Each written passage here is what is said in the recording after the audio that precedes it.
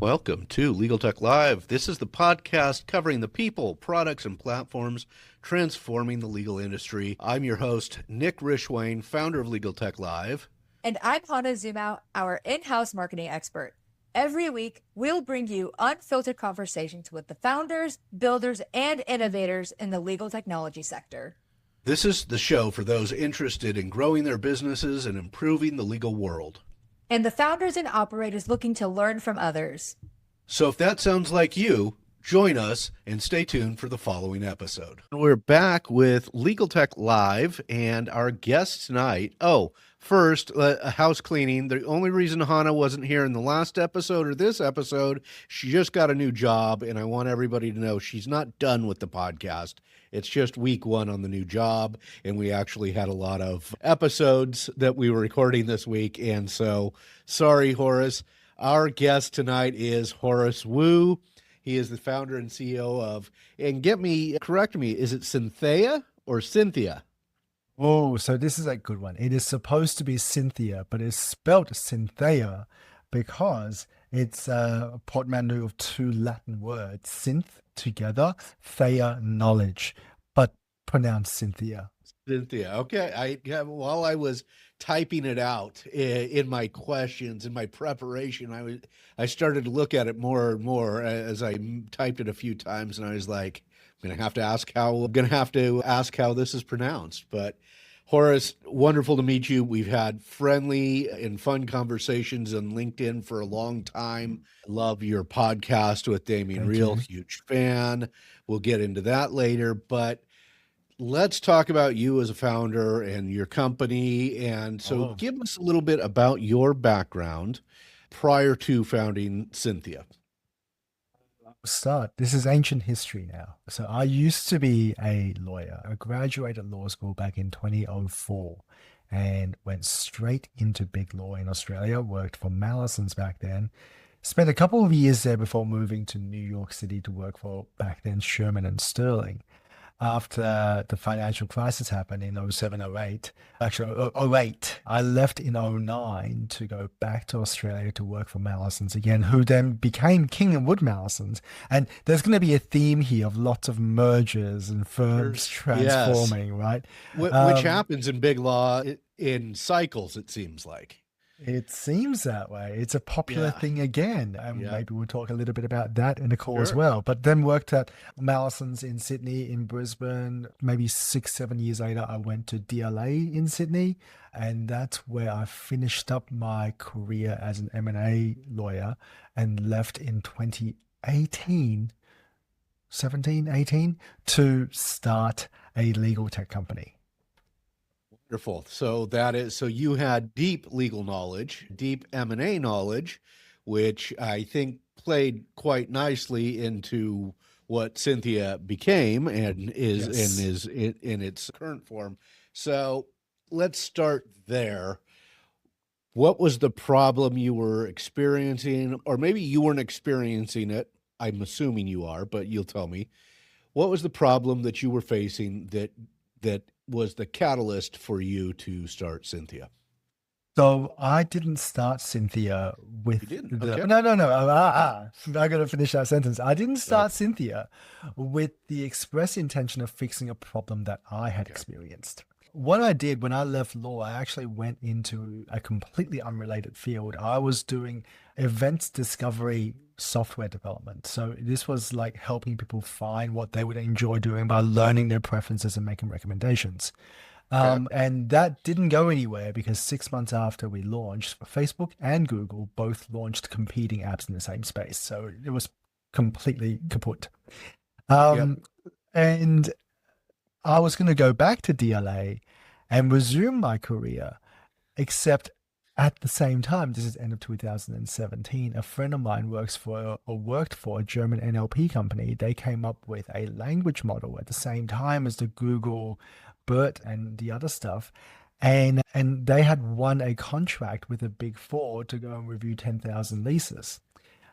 Okay. And they were like, we have no lawyers in our team. We don't know what we're supposed to be extracting. And I'm like, how the hell did you win this contract? And they were like, can you come and tell us what we're supposed to be looking for?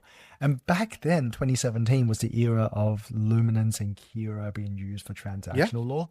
Yeah. And it's what I call early, or the 2015, 2014, 2015 through 17, 18 was our early entry into AI and machine learning in legal space. At least that's as I recall it. Yes. Some people call that wave 2. Wave 1 was Wave the 2. e-discovery thing. Yeah. 10 years before. So because the technology back then was essentially using machine learning training, so you need hundreds of data points to train any single model.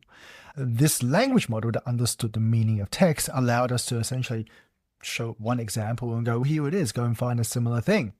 And that was a massive game changer. And that's why they won that contract. And they're like, but we don't know what we're looking for. So after spending an afternoon with them, I'm like, guys, if you have a technology that understands the meaning of text, why the hell are you building a retrieval engine for really basic data points like street address and dollars and whatever? And so I helped them out that afternoon and said, here's what solving the problem you guys have. But by the way, here's a way bigger problem for transactional lawyers, which was tapping into all those thousands of prior deals as you're negotiating the next deal. I wrote them a 5-page kind of proposal for how they can solve that, and went, see you later, guys. Good luck. You're going to be great. And the next week, I think, was when they called me and said, hey, about that proposal, do you want to build on top of our API? And that's how I got into Syntheia. It was solving that problem. Okay, so that's an interesting way as a mergers and acquisitions attorney and looking. And I come into these interviews largely like I knew about Syntheia from our interactions, but I don't dig in a lot to describe it so that our audience knows what it does, and we're getting to that. But so I didn't read a lot into it so that I'm prepared to ask novice questions that the audience is likely to have. But that's an interesting legal tech founder journey. I was anticipating, I saw headaches that I had, and I was solving this, which is not uncommon for it's a lawyers. Very common path. Yeah, especially today, because you can vibe out a solution so much easier than you can 10 years ago. Sure. So that's an interesting, I guess then I have to bounce back to your background a little bit. So were you a coder, a vibe coder of your own? Did you have the technical knowledge to do this? How did you become, because you're certainly quite capable and knowledgeable on these things today, as evidenced in your podcast. Is that from the learning during Syntheia, or did you have some technical background? So I didn't have technical background. I had before I went into law, I studied actuarial studies and a law degree. So I had the math background, and so all the natural language processing NLP stuff made sense. I'm like, yeah, it's probability.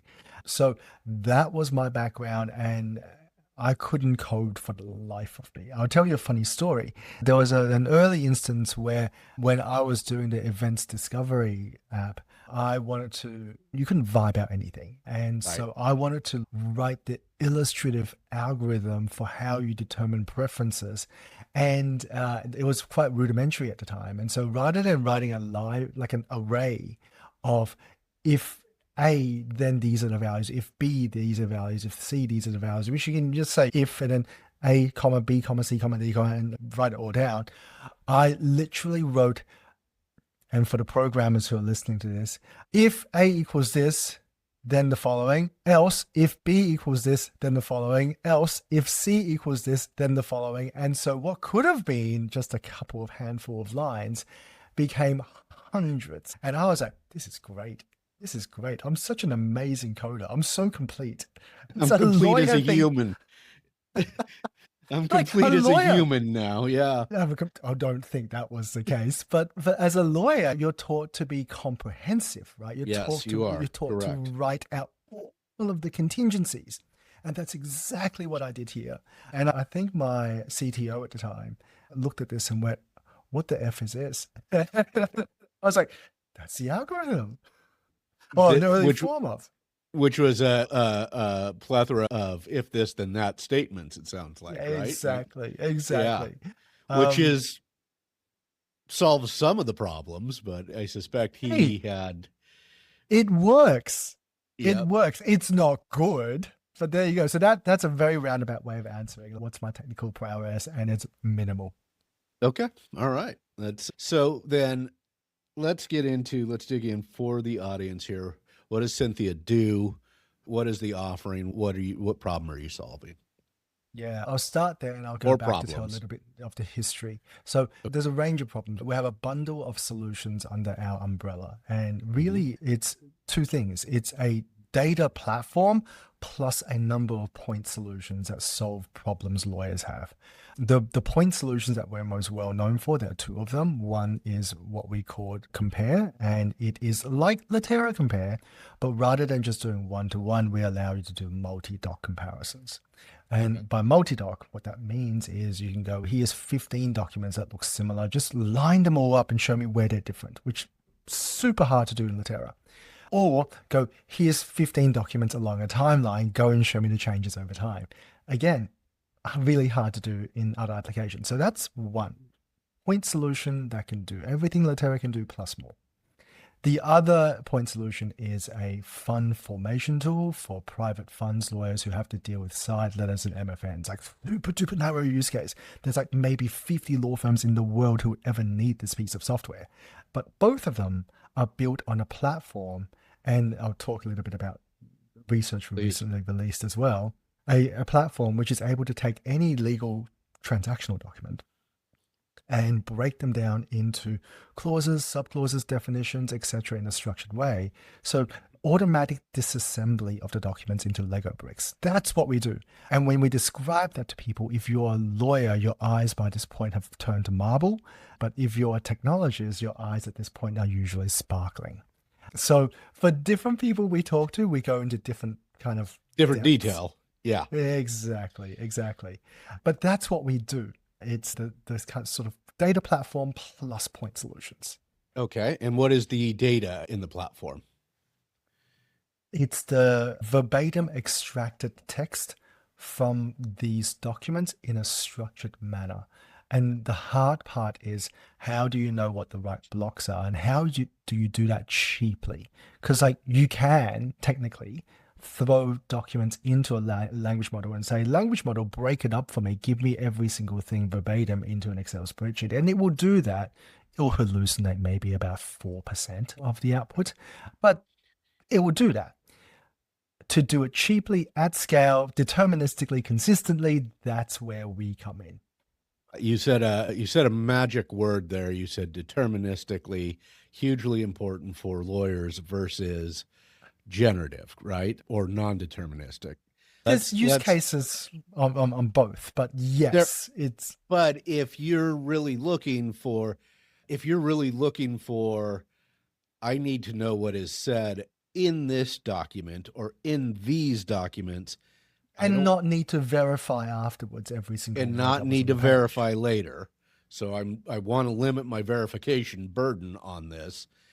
But I only want you reviewing these documents, and I don't want you giving me your generated or non-deterministic input. Correct? Is that the way to describe it? That is a very fair description. That's a very fair description, which is why for lawyers, they're like, what's the point of this? But for technologists, it makes perfect sense. Which is bizarre to me. I think that is just lawyers not understanding deterministic versus non-deterministic.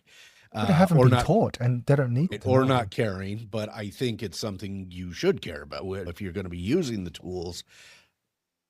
Honestly, I had this issue. I bring it up in episodes. I went back to school because I'm bad at hobbies. And so when I'm playing, which is true. And so when I'm putting in journal articles into a particular repository with which I'm looking to build an outline, I want to write a paper myself, but I don't want it making up what's in those articles. I want it to only draw from these articles, build an outline that I can then use to now write my paper. That was a simplistic way, but I want it only drawing from the data that I provide, not from any other knowledge that's available. Yeah. That is the deterministic output. So that's really interesting. Now, you wanted to go back to a little bit more background as to how we got here before I go on to my next question, or have you Oh, forgotten it's a that no, line of thinking? it's a very quick story. Okay. To tie up the two loose ends, right? I wrote to this German NLP company that we partnered with how you can solve the search of precedence problem, which is Okay. the same problem that DraftWise solves today and that Henchman before they got purchased by LexisNexis used to solve. And what we determined in the first kind of 12 months of working with law firms was this isn't the burning problem we thought it was. There's a handful of lawyers who believe this is a major issue, but really it's take it or leave it for a lot of lawyers. And so we did a round of conversations, lots and lots of conversations with like friendlies and people we know. And there's one conversation that I always harp back to because it's such a poignant point of identifying what the real problem for a lot of lawyers is.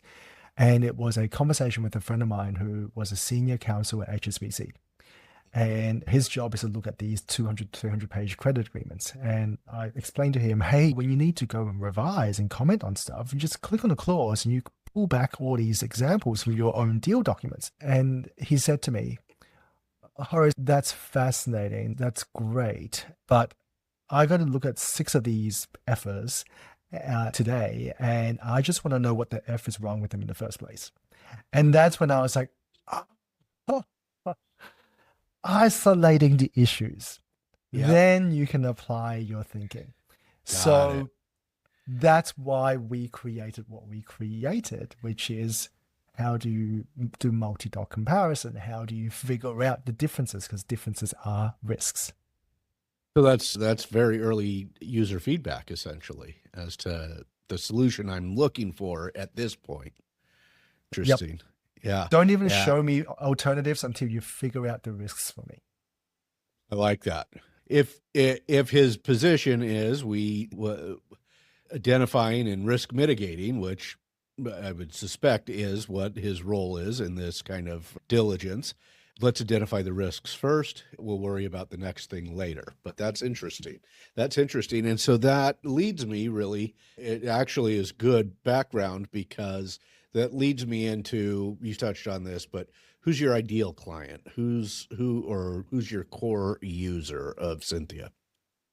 Core users today are big law associates and partners who need to get a very quick survey of what is the lay of the land. And in a way that you can use Gen AI to do this, but then with Gen AI, you got to go back and check everything. We allow you to, in a slightly narrower set of circumstances, do this in a more reliable way. And then the tools can also sub in for any comparison tasks to produce outputs. That's the sort of ideal customers today.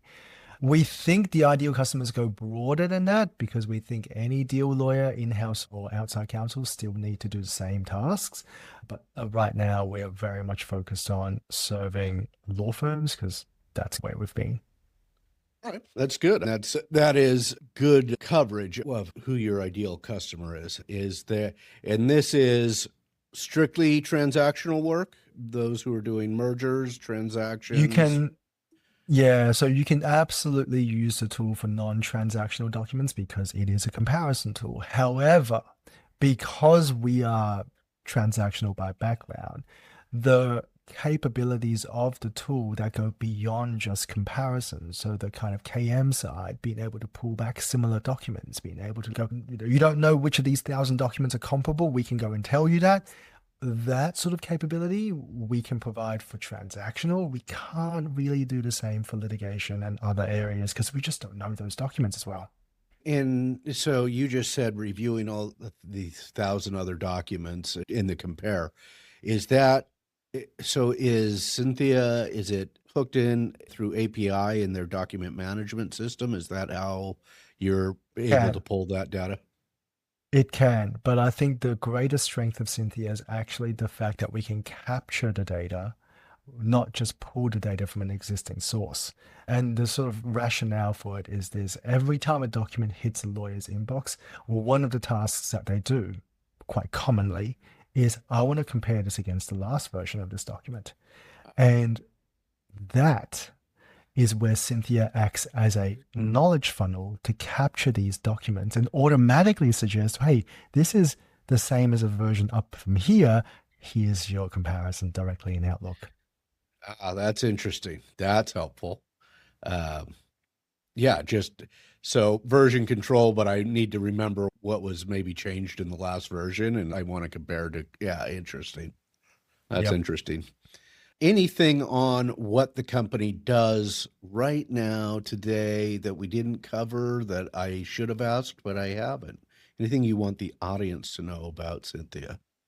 I can talk about where I think the market's moving and where we see ourselves fitting in. And I think the market is moving towards using more and more agentic workflows, or maybe even fully autonomous agents. I don't think they're quite there yet, but then we're moving in this direction. And what we see, and we released a research paper about this a couple of weeks ago, is people need to have a system of record where they can query and pull back the text from documents. And it doesn't make sense to pull back a whole document every single time because that's a lot of words wasted in your context window. So where we're positioned with our platform, the data layer, is to provide people with APIs and MCPs to then do these Q&A, to do these pulling back of past documents. So I think that's where it is heading. And you meant pulling back of past documents, but also pieces of past documents, right? It's pieces. It's always pieces. Yeah. Okay. Yeah. It's not useful. Maybe not useful. That's too harsh a statement. It is a adequate but a waste of tokens to pull back full documents every single time. It is better to pull back just the relevant portions of documents to answer specific questions that people might have, and that's what our platform does. Yeah. So if we're in section 3A, if we're looking at that, I want to pull back just section 3A. And section 3 of this document plus equivalent documents. Equivalent documents. Gotcha. Okay. All right. Interesting. That is fascinating. The company was, I think, founded in Australia. You were from Australia. Yes. Is the service available US, UK, Australia, globally? How broad are you? It is global. We have a US subsidiary that handles all of our US contracts, which is the majority of our revenue. And then we have our Australian entity that handles the rest of the world. And this was funny because this was a structure we decided on when the whole tariffs and debate were happening. We're like, let's draw a line in the sand. Good choice. Good choice. Good choice. And you are calling in from where today? I guess we should say that because that's... I am calling in from Sydney, and the background is this is my childhood bedroom. I am staying at my parents' place with my kids so that they can spend some time with the grandparents. And this is the room I grew up in as a teenager and everything. You'll see the walls much cleaner than when I was a teenager. I don't see any of the posters that you may have had as a teenager or any of I don't even know what posters I would have had as a teenager, but there was junk all over the place.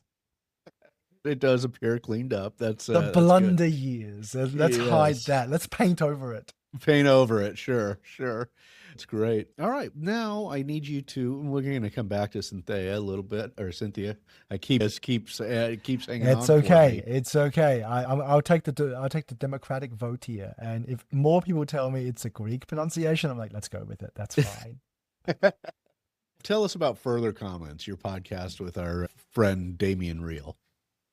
It's a fantastic endeavor. So Damien and I have been friends for a very long time. And a couple of years ago, I was doing probably these little snippet videos where I was chatting to people and recording these conversations for Syntheia. And it was not on brand at all. It was just these kind of random conversations that I was having about legal tech, the market, all the things that I find fascinating. And then I'm like, why am I doing this? It does not sell Syntheia. It's got nothing to do with our products. But I kept doing it. And then one time, Damien and I were just chatting. And it was a conversation on this ages and ages ago. And then another time, we were just chatting in person, just exchanging ideas. And I think we were having a drink at the time. And he goes, we should record these conversations. I'm like, we should record these conversations. And I wasn't sure if he was kidding or if I was like taking it way too seriously. And then I emailed him a couple of weeks later and said, here's a link. Should we record this conversation? And he's like, yeah, let's do it. And that was our first pilot episode. Nice. And then we've been doing it since. We tried in the beginning, tried to do it every 2 weeks, and now it ends up more like every month because he's traveling so much and I'm traveling so much. And it's fun. It's a way for Damien and I to share market intel, talk about the trend, where it's going. And sometimes we have people on and talk about their expertise. So lots of fun, all about the future of law and the future of technology in law. Yeah, I have to say, for the audience who hasn't yet listened to this, I'm a huge fan of their podcast. And it is, whereas we on this podcast are oftentimes do the founder journey and we're talking to more buyers of legal technology, and it's more of the business side of things. They really get into some depth on the technology, get in real depth on the AI issues.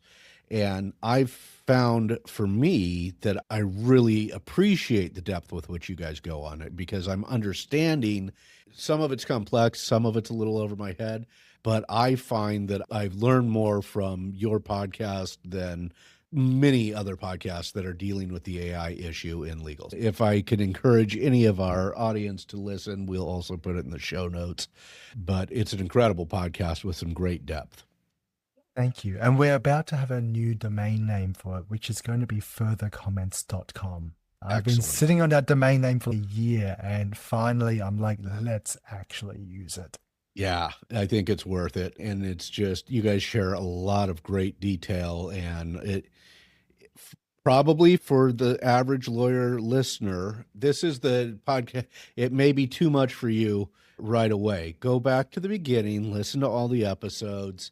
This is if you really want to get a deeper understanding of the agentic workflows and using artificial intelligence and deterministic and non-deterministic, but real depth on these issues, real depth. And Yeah. explain what items you think of that you guys have covered that have been highlights and that would draw attention to. I think Damien and I have slightly different leanings on what are highlights for us. Like, I am a big fan of the macro, the system thinking stuff. How do we look at all the little pieces and the components and the technology, how it influences the people, to then look at the greater drivers and where the wheels are turning? Whereas I think Damien kind of zooms into specific issues around the technology, around the social implications. And I think, like, between us, we cover the broad scopes of economics and the system thinking on my side, and the more legalistic, juristic stuff on his side. And also he dives into technology sometimes where I try to gloss over it to not bore everybody. But I think between us, we cover a broad scope of issues. But there was one episode that I think we both agree was just an absolute banger. And that was the episode maybe 2 or 3 months ago where we interviewed Jay and Ed Song. I don't know if you heard that one.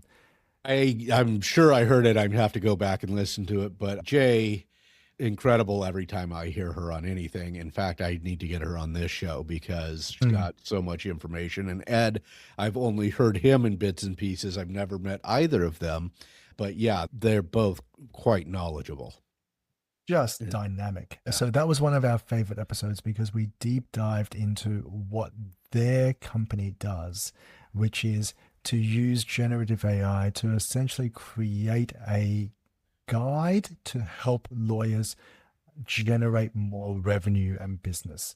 They have a company. It's called Lumio. I didn't know they had a company now. Okay. Well, Yep. I may just steal them from further comments and ask them You to should come. absolutely do that. It's a great story. And they talked about how they created the company, the broader implications, the shape of the legal landscape, which big firm is going to be around and not around, and why, and what people should be doing about it. So all the way from technology to product to system to business, the whole gamut. It was And both chef's have kiss. incredible backgrounds in big law, as I recall. And so that's excellent. That may solve one of my further questions in the future, but we'll ask it anyway. So let's get back to Syntheia. What is Yes, the okay. vision? What is the vision beyond where you are today? Oh, What are gosh. you looking to do to grow let's Yeah. focus on the technology. Let's focus on the Yep. tech side first before we get to the growth questions. What do you see the future beyond today for the company? I am going to tell you our vision of the future by talking about the past. Okay. And this is the thing the audience will learn about me. Everything is a story, and this is going to be a story too. It's a great way to keep people's attention. I try my best. Yeah, So I like it. if you look at the technology stack that people are contending with today in the legal tech vertical, you've essentially got 3 layers, and different people have different ways of cutting it down, but I'm going to say 3 layers. You got at the bottom the data layer. This is the information that people can rely on. You got the middle, which is the intelligence layer, and that's the large language models. And you've got the top, which is the UI UX layer, which is the direct interface for lawyers with software. Now, if you look at that stack, you can see where everyone's focused in different parts, right? The intelligence layer, that's going to be won by Claude and GPT. No doubt about it. Let's just move on. They'll win it somehow, even if it's embedded into other tools. Right. The UI UX layer is where most of the investment's gone. So the Harveys, the Lagoras, etc., they have received millions, or even I think now over billions of dollars to make the UI UX suitable for lawyers. And that's all running on the shared and borrowed intelligence. And then at the bottom is the data layer. The data layer right now is owned by LexisNexis and Thomson Reuters for public cases and legislations, etc., and owned by iManage and NetDocs for privately held data, documents and emails, etc. Now, this is very US centric, but it holds for the rest of the world. Yeah. Where we see this is if you zoom back 10 years ago. 10 years ago, there was no separation between the intelligence layer and the UX UI layer. It's just software. The intelligence layer is the algorithms in the software. Nobody cared. Nobody asked any questions. Now that's been exposed. In the same way, the data was just part of the software. Why are we separating it out? So we've now separated it out because I think the intelligence layer pulled so far ahead than the rest that they just stood on their own. But as the systems get more integrated again, 10 years from now, it's just going to be, it's software. No one's going to separate it again. So we're going to this, we're in this phase where we're separating it out, but we're headed back towards it's still software. It's still software. And what's going to happen is for the people who sell the software, let's say Harvey and Legora, they're not going to expose the intelligence layer nor the data layer. It's just going to be stuff that works behind the scenes and lawyers never have to think about it again. So for the builders, you may still have to think about the layers, but for the consumers, absolutely not. They don't care. They just want their job done. Which is what consumers want with commercial off-the-shelf software. That's the whole point. That's I want the to whole plug point. and play, right? I want to plug it in. I want to use it right now. So I think we're in a temporary situation where you have Claude and GPT all attacking legal. Now, can they build something that has the right UX UI for it? I don't think so, but don't tell them that. And then they're going to become part of a system that someone else will build, likely Harvey, Legora, and the other players. But where we see Syntheia fitting is we see ourselves fitting into the data layer. So I manage and foundational. The foundational, yeah. Okay. Exactly. Language models will be what they will be. You've got a context window. You're going to have to feed it the right context in order for it to answer questions. How do we decide what context to feed in? This is where Syntheia plays a role. And you have all of these companies now solving search and retrieval problems. Like Deep Judge is a famous one. And they go and search through millions and millions of documents, pull back the 20 that are relevant, and then that's fed into a language model for it to do analysis. And our view is, that's great, you've pulled back to 20, but how about we improve how you structure the information so you can do more than just semantically similar chunks or chunks of the same keywords? So it's a pretty technical explanation, but we see ourselves playing a role in that part. Someone else solves search, someone else solves storage, we solve the analysis piece. Yeah, I was thinking as you were explaining the layers, I probably should have said for the audience that data layer, if you're not watching the video of this, if you're only listening to the audio, the data layer was the foundational layer as he described it with hand gestures here. Data layer was the foundational layer. The intelligence layer was the center layer, and the UI UX layer was the top layer. Just for those who are listening, I'll clarify that. Verticals beyond legal? Are you looking at anything beyond legal that... Maybe compliance, maybe legislative review, where we see ourselves placed in the marketplace beyond we are the analysis, the text analysis tool, is we want every single lawyer to have our comparison tool in their Outlook, in their Word, so that they can on the fly pick up what the risks are, right? Back to the HSBC lawyer statement. What the F is wrong with this in the first place? Yep. And that Outlook add-in, that Word add-in serve as our data capture device to build organically that intelligence, that data layer of documents and clauses to then power the next analysis and so on. So we see ourselves playing at both levels, and it works best when both exist. Something to capture data that's immediately useful, plus all the captured data that can be pulled back to make that point solution more and more useful over time. Yeah, for whatever reason, I was thinking, I guess I could see this on the comparison tool, especially being an insurance review. So I was like, would that be an ideal use case? I don't know, but it seems maybe. Yeah. It's always policy. a maybe. Yeah, policies are an interesting thing, but I guess the vertical has to be big enough, or maybe it doesn't even have to be big enough. Maybe it's so much about refining what you're doing for the legal industry that taking on different verticals is not an ideal use of your time. I see it this way, like we're always going to follow the pool of the demand, and where the demand comes from really depends on the user experience. Does the tool speak to how someone in that space actually works?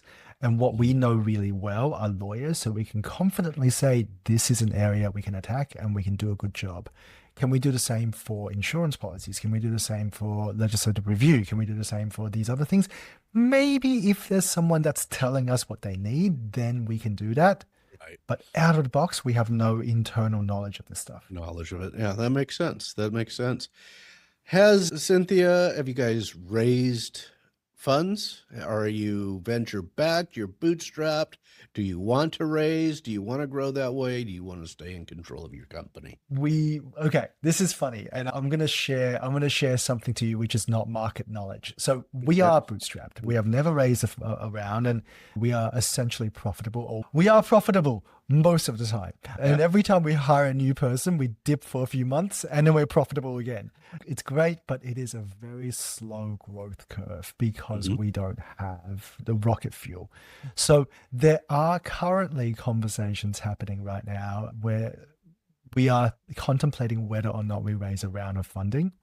And I am a fan of we raise if there is a strong reason to raise. If we can win with this, then we can raise. So those conversations are happening at the moment and we're bubbling away with that, but not a super duper priority for us. And what's funny is from these conversations we're having with high net worths and angel investors, already there's one acquisition interest that's landed in my inbox. And I'm like, how, what is going on? Hey, acquisition is not bad at all.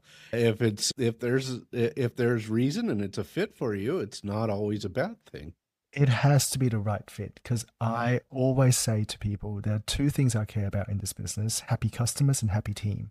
I don't give a crap about anything else. If investors aren't happy, don't give a crap. Should I have said that because I'm raising? You're fine. Yeah. It's all right. It's all right. If the acquisition conversation is something that happens, and I'm really not sure where that's going to go, I will always think about this as, are my team going to be looked after? Are the customers going to be looked after? And if the answer is yes to both, then that's the threshold question. I like that. And I'll say this, in our last 3 founder interviews, all have been bootstrapped. And I'm including you in that. All have been bootstrapped and all have been reluctant on the fundraising, which is a huge change with the relaunch of this podcast than what I had back in 2021 at the end of that run of the show. So interesting changes in the dynamic with venture. Seen what venture can do to companies, and it's not always good. Always Yep. not always helpful. And if you don't grow the way they want you to grow, then you just kind of They stay pull the plug. around. Yeah, or you stay around being a business, but they don't actually put any more money into you when you need it, or you. So it's tough, but I'm starting to see maybe a little bit of a pattern on this. We'll stay tuned for more episodes before we actually call it a pattern. But what should we expect from legal AI, in your opinion, in the next 6 to 12 months? Oh God, 6 to 12 months is a very short time frame in terms of it isn't. 6 months and 12 months are very different time frames. Yes. I think from legal AI, you're going to expect more hype, more noise, more features, more functions. Everyone's going to be coming out saying, I can do this thing now. Agents can do X, Y, and Z now. It's going to be just lots and lots of press releases. The broader system, however, I think there's going to be a downturn in the economy. I think 1 or 2 of the major labs are going to start facing some financial issues, and that's going to lead to reduction in valuation for everybody. And that would drive desperation, that would drive different behaviors, that will change how products are built and served. So in 12 months from now, because I think the crash will happen in around 6 months, in 12 months from now, I think what we're going to see are a lot more ROI-based, use case-based conversations of you can do this, you pay X dollars for this use case, and here's your ROI. Whereas today, you don't really talk about that. I've been waiting for that. So I'm a macroeconomic guy as well. Certainly not actuarial, but I like focusing on macro trends and largely in the geopolitical side. But interestingly, I think the stock market is indicating to us already that even with great earnings, we're a little hesitant that this is going to continue, right? That seems to be pointing in that direction on the semiconductors, on the AI trades. And maybe that's software in general and SaaS. Software, yes, big tech in general, SaaS in general. And so it does seem to be like we're coming up to a large slowdown there that will make those who have really good products work really hard to show that they have a good product. And the winners who come out of such a downturn will be really good companies. I think there's 2 more things I'm going to make a comment on around that. One is the VC investment pattern. So our director of growth, who's new with us, Sahir, he and I were on a call with Rob Johnson, who's a recruiter, and his team essentially giving a view of what we think of the market. And Sahir said something which was, if you look at VCs historically as an industry, they have never lost money as a whole. They've always made the right bets, and they've made bets now in the legal vertical, essentially on 2 things: technology and AI first or AI native law firms. We don't private equity, but that's not venture. Yes, private equity as well, but money has made bets on these 2 things inside the legal. Now, we don't know which is going to win. We don't know if software is going to win or services are going to win, but the bet essentially is law firms are going to lose. That there'll be less money spent with law firms and it's going to go elsewhere. And I think that is a correct directional bet. So then what happens with legal AI? It's going to get used. It's going to be valuable. How valuable it is a question mark. I don't think it's $16.5 billion valuable for 2 companies to hold that level of pricing, but it will be something like that, right? It'll be a significant percentage of that. And so even if the market valuation goes down, the inherent usefulness of the technology is going to be real.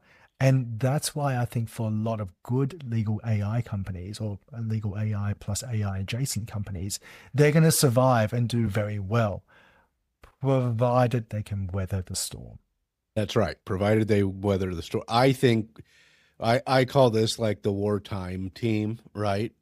If you're in the wartime team, which is when there's a drawback or a drawdown or a correction or even worse, those are the ones who really can build great companies. If you survive it survive through that kind of a downturn, those folks usually have some really great companies and a real deep understanding of what the vertical or legal need in this case need.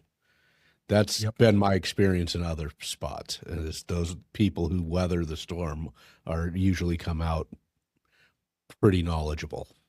I'm going to cheerlead and say yes, absolutely. Much more so. It's really easy when the money's cheap and they're giving you tons of money, right? You might feel on top then, but the real challenge comes in a drawdown. Yep. With that, Horace, I want to give you the chance to get back with your family, but who would you recommend as a guest on the podcast? Oh, wow. I think if you haven't already, and I know your podcast leans more towards legal tech companies, but if you were to pull in some entrepreneurs at law firms, the strategic thinkers, and maybe one of the AI chiefs who's rethinking the entire business model of a law firm, that would be a fantastic conversation, because they are the ones who are going to have to figure out what to do when the bet from the VCs pay off and law firms overall get a lot less money. We have a few lined up who are in the innovation roles or the CIO roles, information officer roles in law firms coming up to get a in-depth on what they look for from vendors, as well as how they're moving their law firms to the future. So that's good advice. If you have an individual that you could put us in touch with who you think is fantastic for this type of role, we'd love to hear it. Send you a couple of emails, but the point about working with law firms and vendors is a really good one. So I'm looking forward to these conversations. I learned in my first time around that with a legal tech heavy or founder heavy, entrepreneur heavy audience, that what they really need to learn is who they're targeting inside firms and who is buying from them and how they communicate with those folks and how they reach those folks. Lessons learned through efforts that fell short before. So we got to bring people on who really know, who are giving them good procurement advice and engaging in the vendor relationship. With that, our guest tonight was Horace Wu. He is the founder and CEO of Syntheia. And where do the people find you, Horace, online? They can find me on LinkedIn. They can email me. They can call me. They can stalk me outside. No, they don't stalk me outside my house, but they can go as close as that. Yeah, excellent. So we'll put your LinkedIn, we'll put your Further Comments podcast in the show notes, and we'll encourage people to go and talk to you. Listen to the podcast and use the tools that he has provided through Syntheia. Thank you, Nick. It's been a joy to chat. Thank you.